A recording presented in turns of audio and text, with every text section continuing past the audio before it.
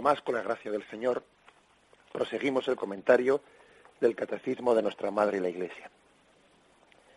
Habíamos dejado en el punto 1118 la explicación dentro del apartado que dice los sacramentos de la Iglesia. Dice así este punto. Los sacramentos son de la Iglesia en el doble sentido de que existen por ella y para ella.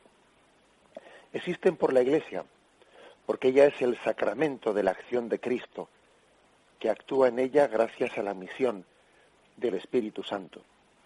Y existen para la Iglesia, porque ellos son sacramentos que constituyen la Iglesia. Manifiestan y comunican a los hombres, sobre todo en la Eucaristía, el misterio de la comunión del Dios amor, uno en tres personas. Una afirmación pues iluminadora, ¿no? Los sacramentos son sacramentos de la Iglesia en un doble sentido. En un sentido de que existen por la Iglesia y para la Iglesia. Es decir, la Iglesia es instrumento de esos sacramentos y es también fin de esos sacramentos. Dicho de otra forma, podríamos decir, la Iglesia en cierto sentido es el pecho de la madre que amamanta al niño. El niño es amamantado por el pecho de su madre, pero también la Iglesia es el niño que es amamantado por esa madre. Las dos cosas al mismo tiempo. La Iglesia es el pecho que amamanta al niño y la Iglesia también es el niño que es amamantado por la madre. Nosotros tenemos clara conciencia de que la Iglesia es instrumento de perdón y al mismo tiempo es perdonada. La pecadora necesitada de perdón en cuanto a sus miembros. Los miembros de la Iglesia somos pecadores. Y el instrumento de perdón en cuanto a que la Iglesia pues es cuerpo místico de Cristo a través del cual se da el don del perdón. Y esta doble condición pues caracteriza lo que es el rostro de la Iglesia. Por ella viene la gracia, como instrumento de Dios, ¿no? Viene la gracia al mundo y para ella viene esa gracia, las dos cosas al mismo tiempo. A veces el mundo se escandaliza, ¿no? A veces el mundo se escandaliza cuando observa que Dios ha puesto sus dones de gracia en manos de pecadores. A veces el mundo se escandaliza cuando ve que dice, bueno, ¿cómo es posible que este hombre que es un pecador esté aquí perdonando pecados de nadie? Bastante tiene él con lo suyo. Ya se podría mirar él primero a sí mismo. ¿Qué pasa? ¿Que este es más santo para perdonar mis pecados? A veces el mundo se escandaliza porque se confunde, se equivoca, ¿no? Se olvida de que el perdón no viene sino viene a través de la Iglesia como un instrumento, un instrumento de barro, pero instrumento de Cristo, para llegar su perdón. Pocas veces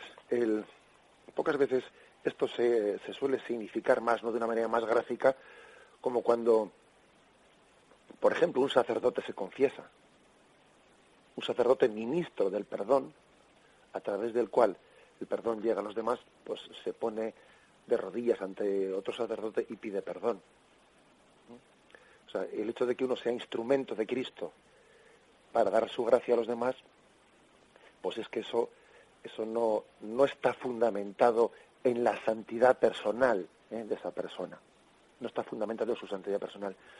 Fijaros que en la historia de la Iglesia, uno de los acontecimientos, podemos decir, uno de los escándalos más grandes que pudieron ocurrir fue en los primeros siglos de la Iglesia, el siglo III, allá cuando los cristianos estaban siendo fuertemente perseguidos por el Imperio Romano.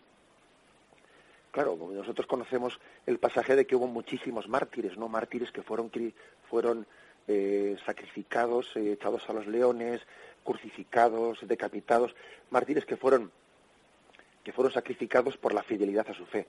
Pero, ojo, también hubo lo que se llamaban los lapsis. Lapsis eran los caídos, los que por miedo a la muerte pues habían abjurado de su fe, ¿no? Habían negado a Cristo. Claro, también había muchos caídos, no nos pensemos que todos los cristianos pues fueron, por desgracia, no todos fueron tan valientes, ¿no? Y también estaban los que habían pecado, los que por temor habían caído, eran los lapsis. Bueno, y entre ellos también había muchos sacerdotes. Había sacerdotes que por miedo ante el martirio, pues a última hora, pues ellos temblando habían adjurado su fe, habían dicho, yo no le conozco, bueno, como Pedro.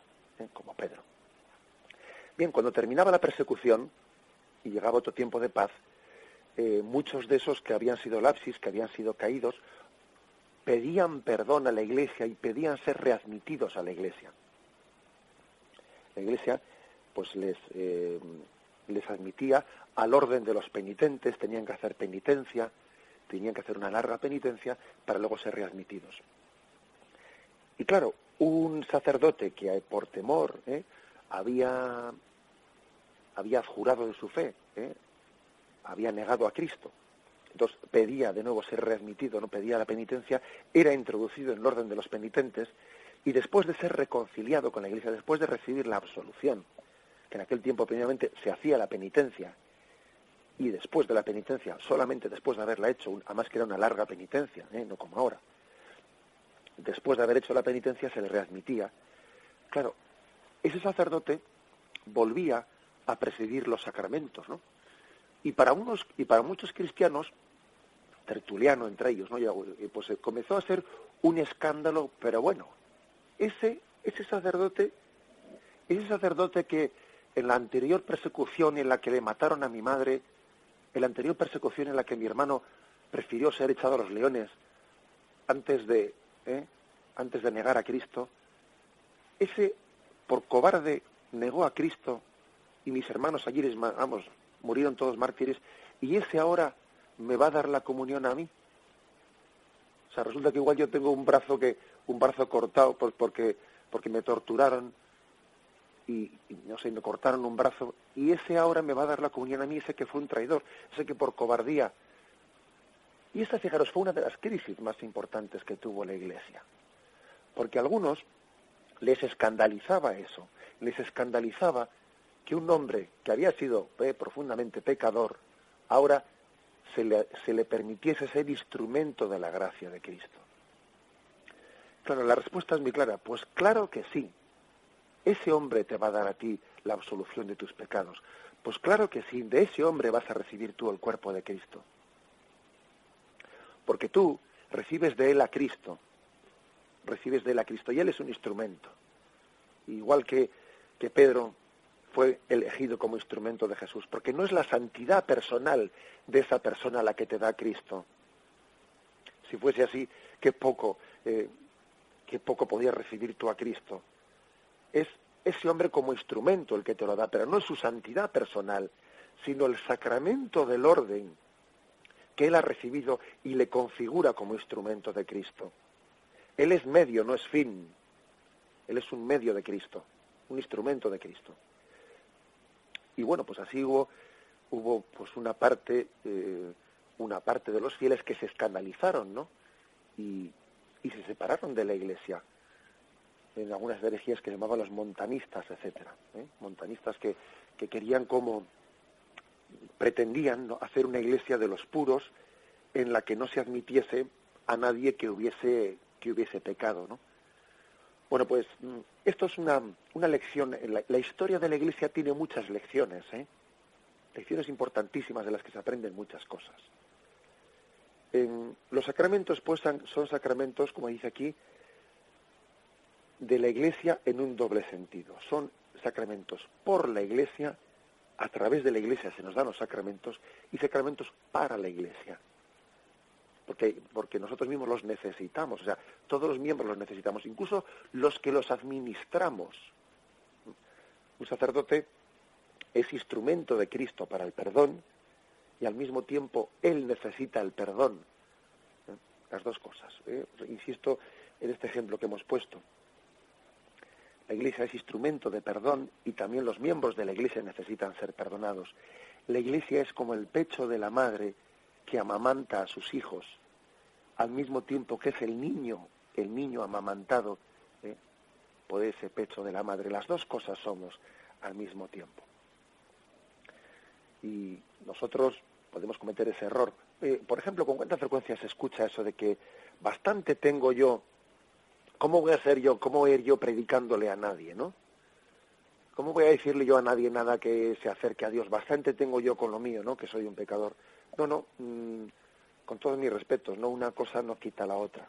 Dios te puede elegir como instrumento para llevar su palabra a los demás, al mismo tiempo que tú también recibes esa palabra, esa llamada a la conversión.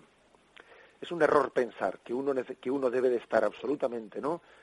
Absolutamente clarificado y santificado para que después de que esté perfectamente santificado sea instrumento para los demás. Pues no, Señor, eso no es cierto.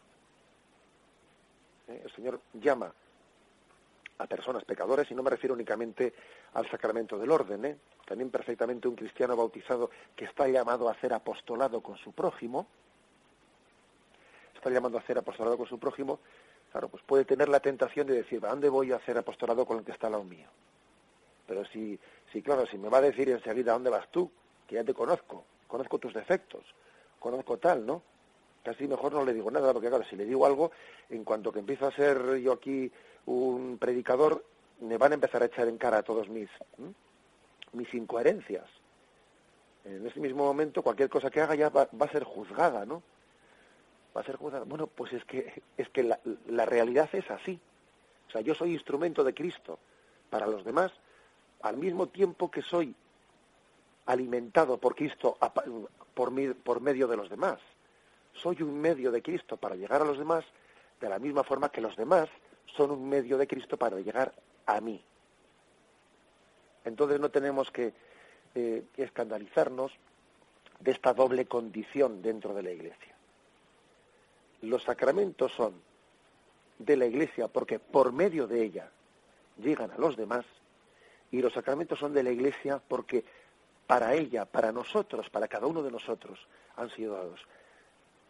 Son el pecho de la madre que amamanta a sus hijos, y somos también al mismo tiempo el niño que es amamantado a través de esos pechos que nos dan los sacramentos de vida, los sacramentos de nuestra madre.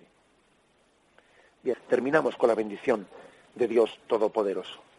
Padre, Hijo y Espíritu Santo, descienda sobre vosotros. Alabado sea Jesucristo.